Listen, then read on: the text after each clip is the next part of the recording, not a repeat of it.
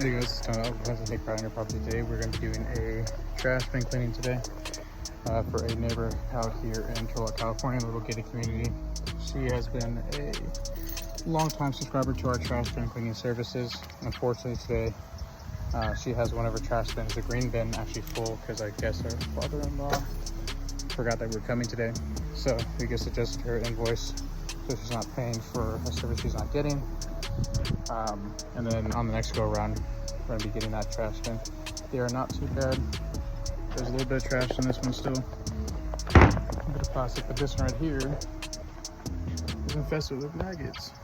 So that's what they got us out here doing for the last time. And they only do a biannual cleaning, not a quarterly.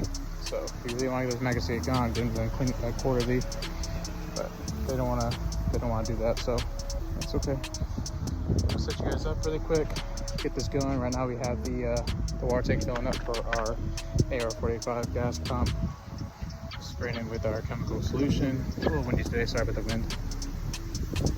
But yeah, quick little drop out here in Turlock. So let's get this thing rolling.